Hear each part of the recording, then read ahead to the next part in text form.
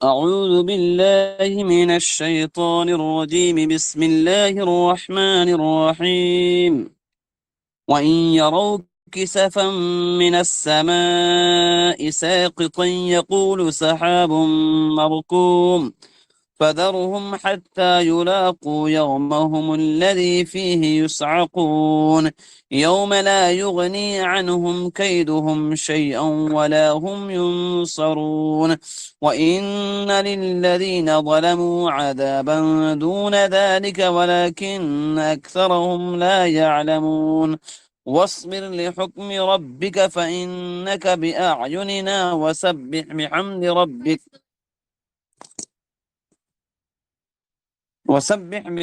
ربك حين تقوم ومن الليل فسبح وإدبار النجوم۔ سورۃ الطور کی یہ آخری آیات ہیں۔ اس آیت کریمہ میں قیامت کے دن منکرین قیامت کی بدحالی اور ان کی بدحواسی کا بیان ہوگا۔ سب سے پہلے ترجمہ دیکھتے ہیں، وَإِن يَرَوْا كِسَفًا مِّنَ السَّمَاءِ سَاقِطًا يَقُولُ سَحَابٌ مَّرْكُومٌ۔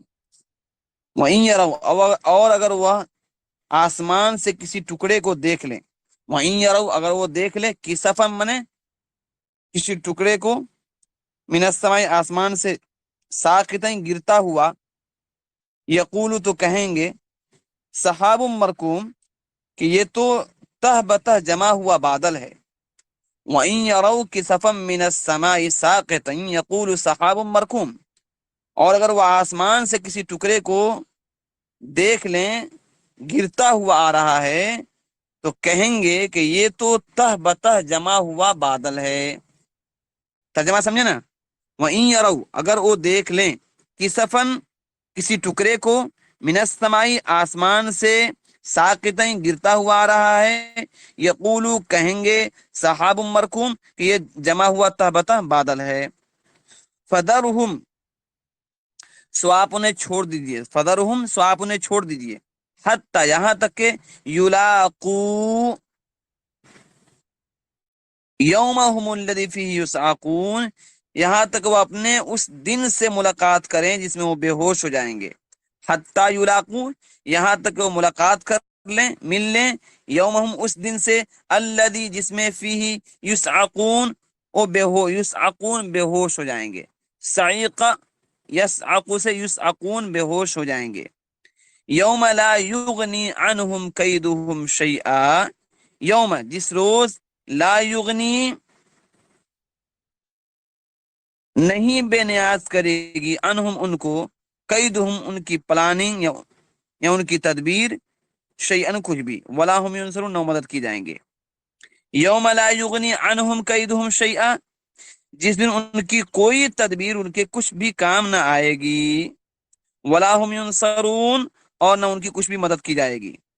وَإِنَّ الَّذِينَ ظَلَمُوا اور بلا شبہ جن لوگوں نے ظلم کیا، وَإِنَّ لِلَّذِينَ ظَلَمُوا اور بلا شبہ جنہوں نے ظلم کیا، عذابًا دون ذالک ان کے لیے عذاب ہے اس سے پہلے، دون ذالک اس سے پہلے، ولیکن اکثرہم لا یعلمون لیکن اکثر لوگ نہیں جانتے۔ وَاصْبِرْ لِحُکْمِ رَبِّکَ اور آپ اپنے رب کی تجویز پر، فیصلے پر صبر کیجئے۔ فَإِنَّكَ بِأَعْيُنِنَا سو بے شک، فَإِنَّكَ سو بے شک آپ، بِأَعْيُنِنَا ہماری حفاظت میں ہیں، بِأَعْيُنِنَا مانے ہماری نگاہوں میں، مطلب ہماری حفاظت میں ہیں۔ وَسَبِّحْ بِحَمْدِ رَبِّكَ حِينَ تَقُومُ اور جس وقت، حِينَ تَقُومُ کا معنی ہے جس وقت کھڑے ہوں، اور جس وقت آپ کھڑے ہوتے ہیں کیا کیجئے؟ اپنے رب کی تسبیح کیجئے، سبح اپنے رب کی تسبیح کیجئے، وہ بحمد اور حمد کیجئے۔ وَمِنَ اللَّيْلِ اور رات کے حصہ میں بھی، فَسَبِّحْ وَإِدْبَارَ النُّجُومِ اس کی تسبیح بیان کیجئے اور ستاروں کے چھپنے کے بعد بھی۔ وَإِدْبَارَ النُّجُومِ ادبر یدبار، ادبار کا معنی پیچھے ہونا، چھپ جانا، اور ستاروں کے چھپنے کے بعد بھی۔ یہ ترجمہ تھا۔ تفسیر اس کی کہ ان آیات کریمہ میں اللہ رب العزت نے معاندین یعنی دشمنوں کو، اللہ کے نبی اور دین کے دشمنوں کی بدحالی، ان کی سرکشی کے بارے میں اللہ بتائے ہیں، اور رسول اللہ صلی اللہ علیہ وسلم کو تسلی دی گئی ہے، اور آپ کو ترقین فرمائی ہے، اور آپ کی حفاظت کا وعدہ فرمایا اللہ نے، اور یہ بھی حکم دیا ہے کہ آپ اللہ تعالیٰ کی تسبیح بیان کریں، اللہ کی حمد میں مشغول رہیں۔ یہ ارشاد فرمایا کہ ان لوگوں کی سرکشی کا یہ حال ہے کہ اگر آسمان کا ٹکڑا ان پر گرتا ہے، یعنی اللہ تعالیٰ کہہ رہے ہیں کہ ان مشرکین اور کفار کی بدماشی کا یہ حال ہے کہ جب ان پر اللہ کی طرف سے کوئی ٹکڑا ان پر گرتا ہے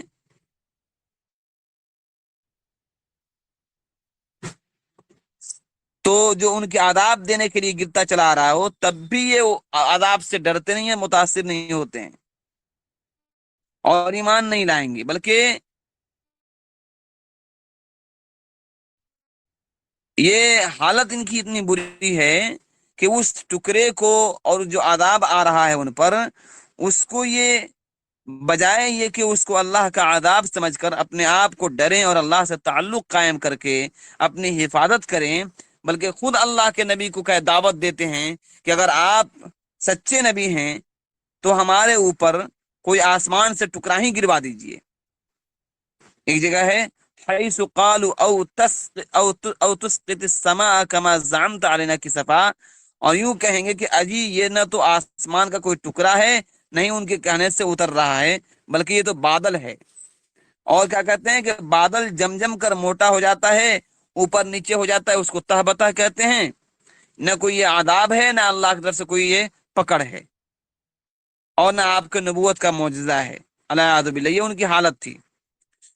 سورۃ الحجر میں ان کے اسی عناد کو بیان کرتے ہوئے اللہ فرماتے ہیں وَلَوْ فَتَحْنَا عَلَيْهِمْ بَابًا مِّنَ السَّمَاءِ فَظَلُّوا فِيهِ يَعْرُجُونَ لَقَالُوا إِنَّمَا سُكِّرَتْ أَبْصَارُنَا بَلْ نَحْنُ قَوْمٌ مَسْحُورُونَ۔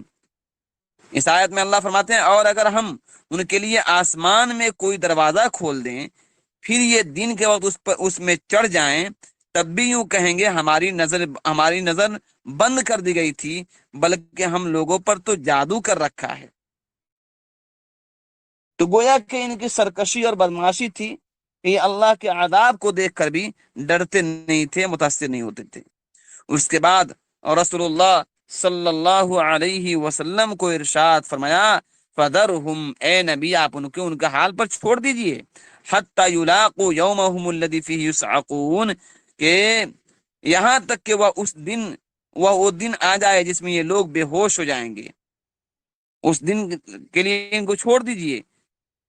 بعض حضرات نے فرمایا کہ اس سے مراد کیا ہے، غزوہ بدر کا دن مراد ہے، اور بعد نے فرمایا کہ اس سے پہلا سور مراد ہے، جب پہلا سور پھونکا جائے گا اور سب کے سب بے ہوش ہو کر گر جائیں گے، وہ مراد ہے۔ اللہ کہتے ہیں کہ ان کو اس دن تک کے لیے چھوڑ دیجئے، یوم لا یغنی عنہم کیدہم شیئا، جس دن ان کی کوئی تدبیر ان کے کام نہ آئے گی، ولا ہم ینصرون، نہ ان کی کوئی مدد کی جائے گی۔ وَإِنَّ لِلَّذِينَ ظَلَمُوا عَذَابًا دُونَ ذَلِكَ، اور جن لوگوں نے ظلم کیا ان کے لیے اس سے پہلے عذاب ہے۔ اس عذاب سے کون سا عذاب مراد ہے؟ اللہ جو کہہ رہے ہیں کہ وَإِنَّ لِلَّذِينَ ظَلَمُوا عَذَابًا دُونَ ذَلِكَ، اور جن لوگوں نے ظلم کیا ان کے لیے اس سے پہلے عذاب ہے۔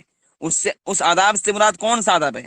حضرت عبداللہ ابن عباس رضی اللہ تعالی عنہما نے فرمایا کہ اس سے یوم بدر مراد ہے، اور حضرت مجاہد نے فرمایا کہ وہ قحط مراد ہے، یعنی وہ قحط سالی، وہ بھوک مری مراد ہے جو 7 سال تک مکہ معظمہ کے مشرکین کو پیش آیا تھا، اس کا تذکرہ پہلے آ بھی چکا ہے۔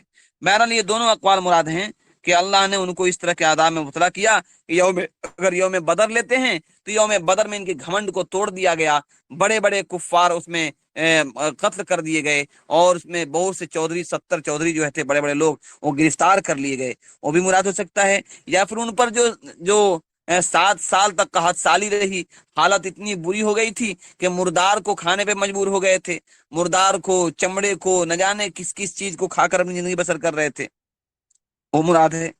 ولیکن اکثرهم لا یعلمون، لیکن ان میں اکثر لوگ نہیں جانتے کہ بطور وعید جس عذاب کا تذکرہ کیا جا رہا ہے یہ دھمکی نہیں ہے، بلکہ واقعی ہو جانے والی عذاب ہے جو عنقریب آپ پر واقع ہوگی۔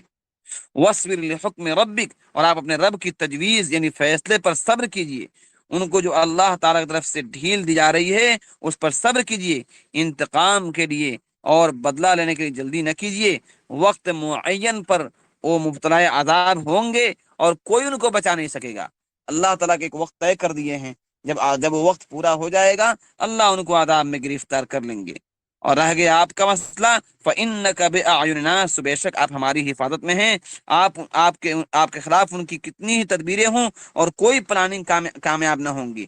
وَسَبِّحْ بِحَمْدِ رَبِّكَ حِينَ تَقُومُ، اور آپ اپنے رب کی تسبیح بیان کیجئے جس کے ساتھ حمد بھی ہو، اللہ کی تعریف بھی ہو، اور جب آپ کھڑے ہوں تو اللہ کی حمد و تسبیح بیان کیجئے۔ اس میں صاحب روح المعانی علامہ آلوسی رحمۃ اللہ علیہ نے حضرت عطا اور حضرت مجاہد سے اور ابن جریر سے اس کا معنی یہ نقل کیا ہے کہ جب بھی کسی مجلس سے کھڑے ہوں اللہ کی تسبیح و تحمید بیان کیجیے۔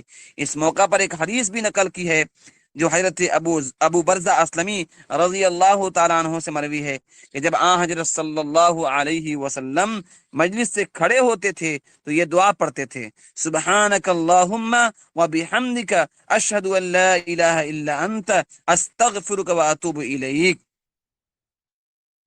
ایک شخص نے اللہ کے نبی سے سوال کیا، پوچھا یا رسول اللہ، آپ وہ کلمات ادا فرماتے ہیں جو اس سے پہلے آپ کے معمول میں نہیں تھے؟ آپ نے فرمایا یہ کلمات ان سب باتوں کا کفارہ ہے جو مجلس میں ہوئی ہو۔ گویا کہ کہیں آدمی بیٹھے، کوئی میٹنگ، کوئی مشورہ ہو تو اٹھے تو اس دعا کو پڑھ لے، تو اس سے کیا ہوتا ہے کہ جو غلطیاں ہوئی، جو اس میں کوتاہیاں ہو گئی، جو بات ہونے میں کچھ لغزش ہو گئی، تو اللہ اس کو معاف کر دیتے ہیں۔ آگے اللہ فرماتے ہیں وَمِنَ اللَّيْلِ فَسَبِّحْ وَإِدْبَارَ النُّجُومِ، اور رات کے حصہ میں اپنے رب کی تسبیح بیان کیجیے، اور ستاروں کے چھپنے کے بعد اس میں رات کے اوقات میں تسبیح بیان کرنے کا حکم فرمایا ہے، اور ستاروں کے غروب ہو جانے کے بعد بھی بعض حضرات نے من اللیل فسبحہ سے مغرب اور عشاء کی نماز مراد لی ہے، اور ادبار النجوم سے فجر کی 2 رکعتیں مراد لی ہے، اور بعض حضرات نے ومن اللیل سے رات کو نفل پڑھنا مراد لیا ہے۔ واللہ عالم بالصواب۔ ٹھیک ہے، کوئی سوال ہو تو پوچھ سکتے ہیں۔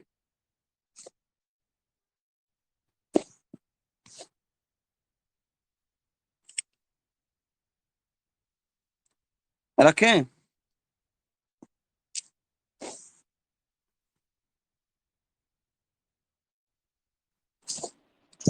السلام علیکم ورحمۃ اللہ وبرکاتہ۔ وعلیکم السلام۔